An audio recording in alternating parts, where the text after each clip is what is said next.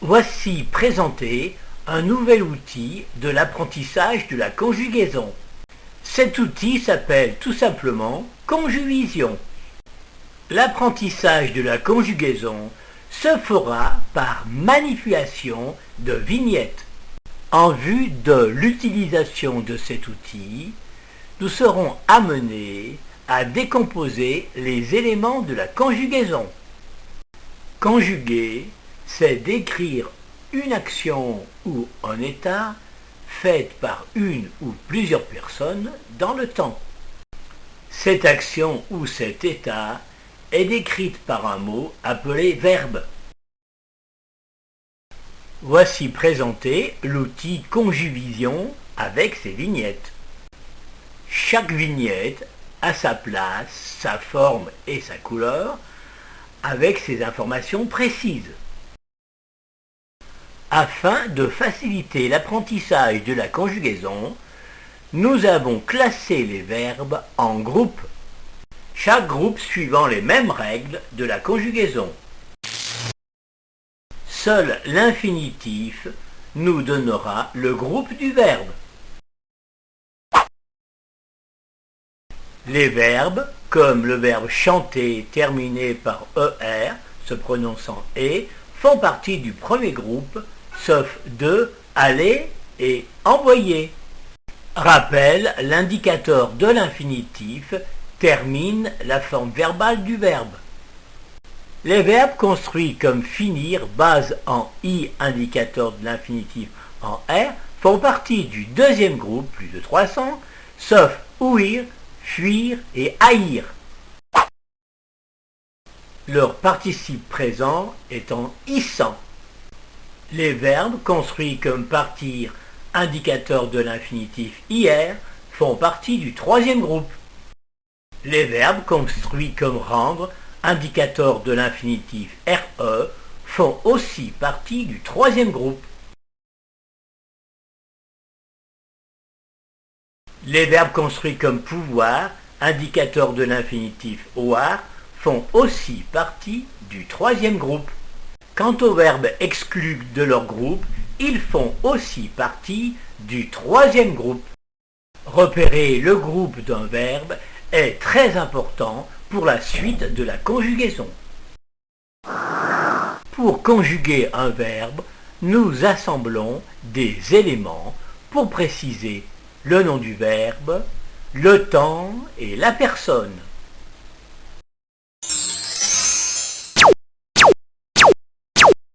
Ces informations nous seront données par chacune des vignettes. Il ne nous reste plus qu'à choisir les vignettes correspondant à la forme verbale désirée. Ainsi choisies, les vignettes rejoindront les lucarnes de la conjuvision. Les éléments ainsi rassemblés constitueront la forme verbale du verbe conjugué. Nous allons maintenant étudier chaque élément de la conjuvision. Nous choisissons d'abord le verbe à conjuguer, reconnu grâce à sa base et à son indicateur. La base est ce qui reste d'un verbe quand on a enlevé l'indicateur de l'infinitif. La base donnant le nom du verbe et l'indicateur désignant son groupe. Base plus indicateur formant l'infinitif du verbe. Ce verbe sera choisi dans l'un des trois groupes.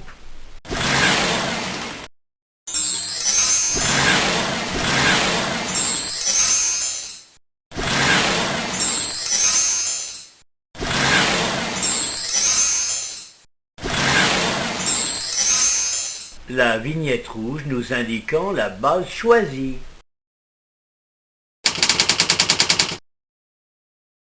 Pour conjuguer un verbe, il faut choisir la personne qui fait l'action.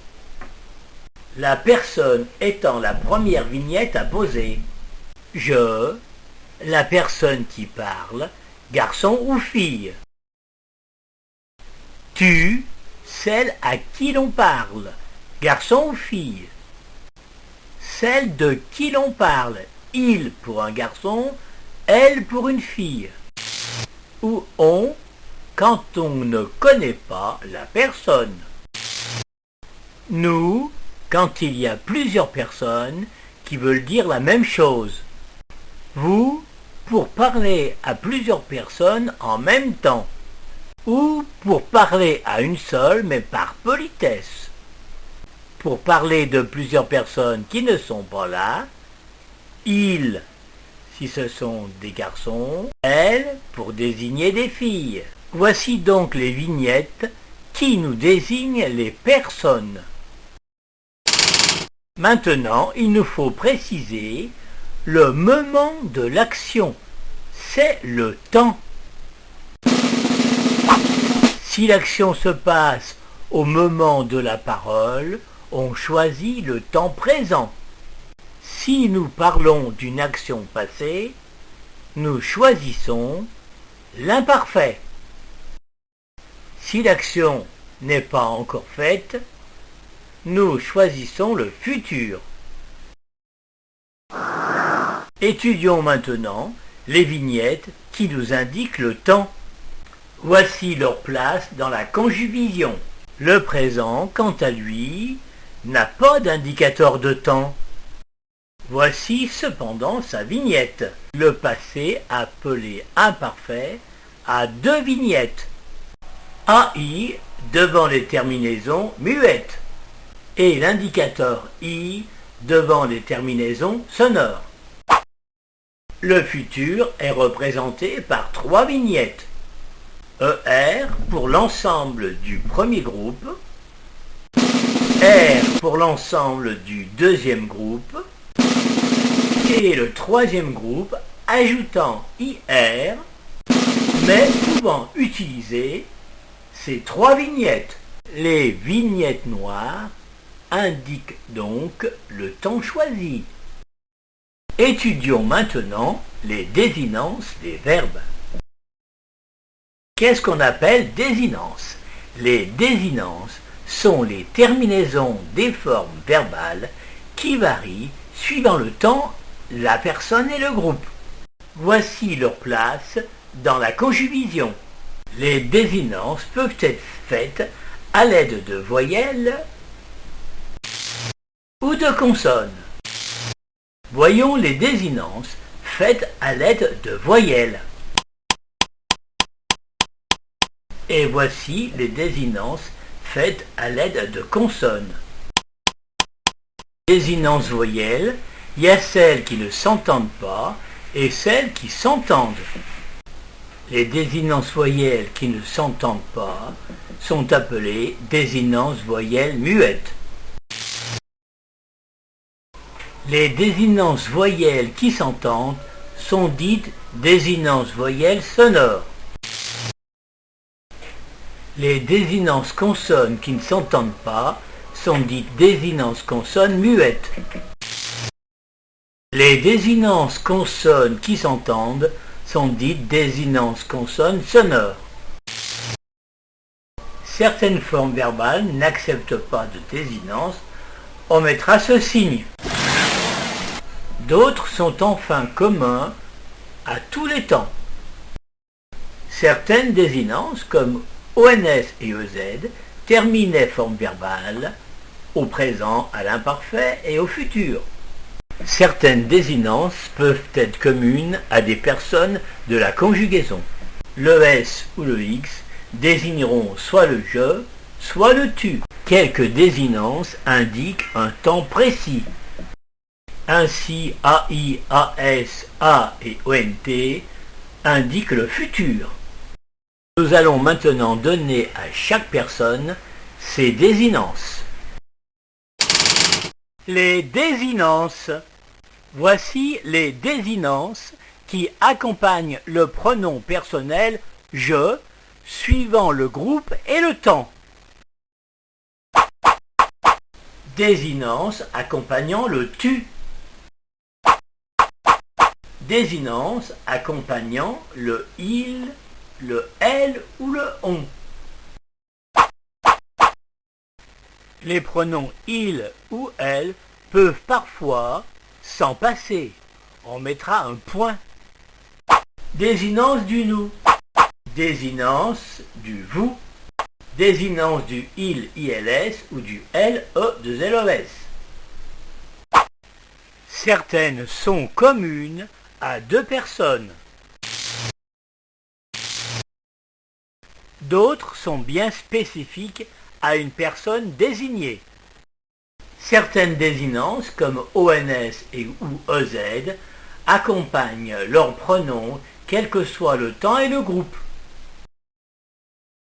ENT ou ONT se remplacent suivant le temps, mais désignant toujours les mêmes personnes au pluriel, il ou elle. Voici représentée la conjugaison et ses vignettes. Nous allons étudier le temps présent. Le présent étant représenté par cette vignette muette. Nous partirons donc d'un verbe qui servira de modèle, le verbe chanter. Verbe chanter reconnu par la base chant, verbe en ER du premier groupe au présent. À l'aide d'un dessin, nous représentons chaque personne de la conjugaison.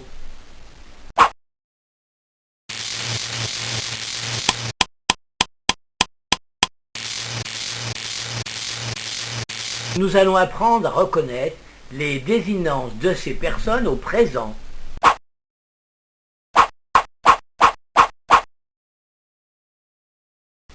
Voici le verbe chanter, verbe en ER du premier groupe, qui nous servira de modèle. L'infinitif du premier groupe commence par un E au présent. Le E nous servira à former les désinences. Le je sera reconnu par le E. On ajoutera un S pour le tu. E pour le il, elle ou on. Le nous ONS sans utiliser le E.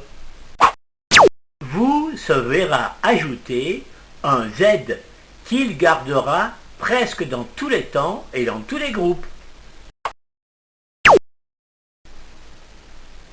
Il ou elle au pluriel se verra ajouter NT, qu'il gardera presque partout.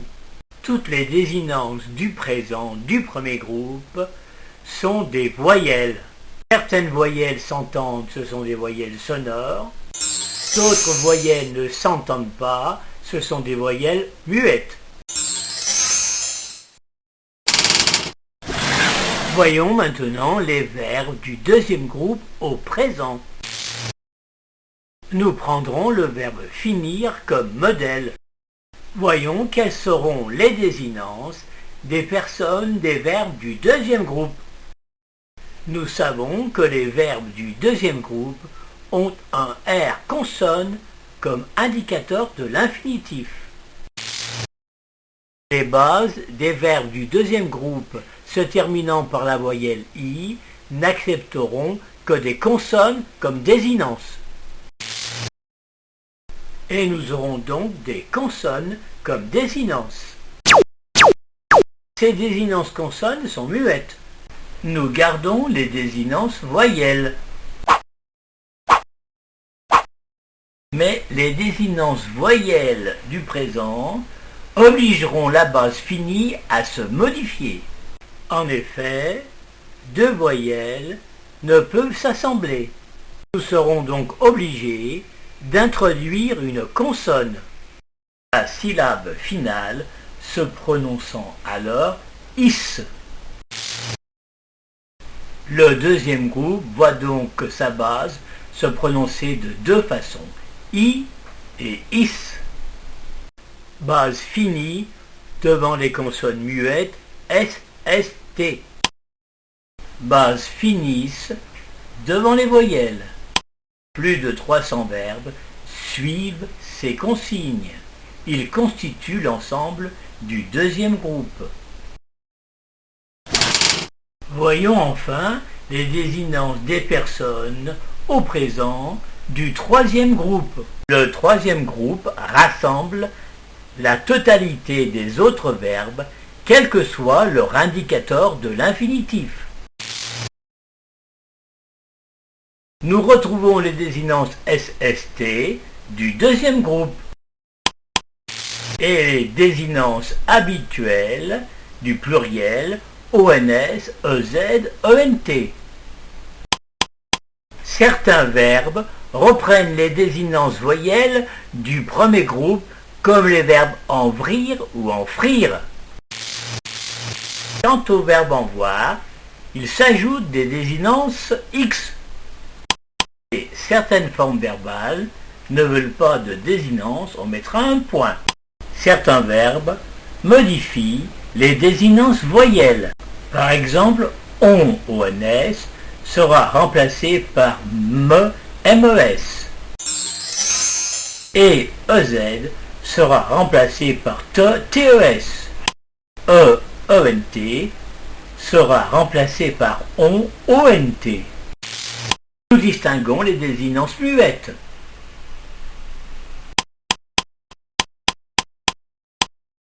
Les désinences sonores. Parmi les désinences, nous distinguerons les désinences voyelles muettes et les désinences voyelles sonores, les désinences consonnes muettes et les désinences consonnes sonores. C'est l'indicateur de l'infinitif qui indiquera les désinences à choisir. Nous allons étudier maintenant la conjugaison des trois groupes au futur. En effet, la terminaison est identique pour tous les groupes. Comme le mot futur fait entendre son R, la conjugaison au futur fera entendre son R. Voici les indicateurs du futur des trois groupes. Ils sont au nombre de 3. Nous conjuguerons avec les mêmes personnes, avec des désinences bien différentes.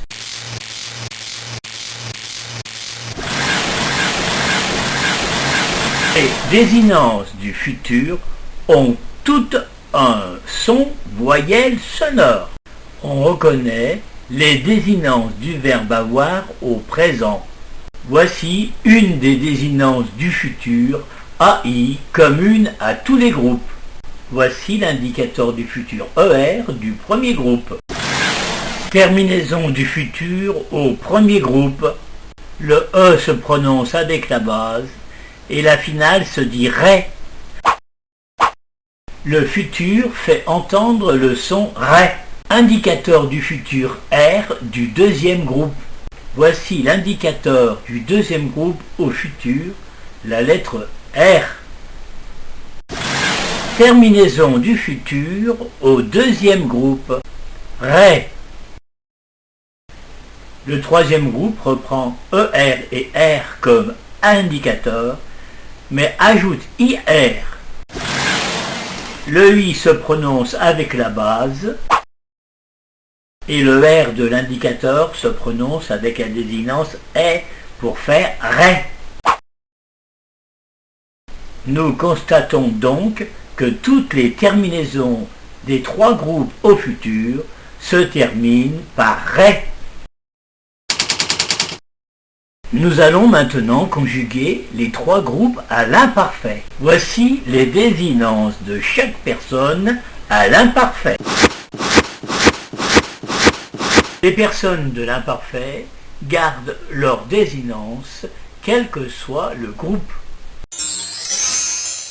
Comme le mot imparfait fait entendre le son « est » final, les verbes à l'imparfait feront entendre aussi, à la fin de la forme verbale, le son « est ».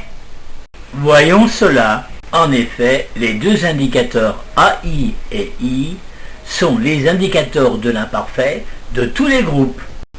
L'indicateur AI précédera toutes les désinences muettes, toutes les formes verbales se terminant par le son « est », et l'indicateur I devant les désinences voyelles sonores. les formes verbales se prononçant yon et yé. Ajoutons à la base l'indicateur de l'imparfait et la désinence correspondant à la personne. La terminaison de la forme verbale se termine bien par le son « est ». Et l'indicateur « i » devant les désinences voyelles sonores « yon ». Une fois tous les éléments de la conjugaison compris, nous allons faire fonctionner la conjubition. Conjuguer un verbe, c'est d'abord choisir la personne, l'action que fait cette personne, le verbe, tout en choisissant sa base. Le moment où elle fait cette action, le temps, et les désinences, comment se termine la forme verbale de la personne choisie. Ces renseignements, ainsi choisis, seront introduits dans chaque case respective de la conjubition. Pour plus de renseignements, voir l'adresse mail suivante. Passons maintenant aux animations des verbes suivant le groupe et le temps.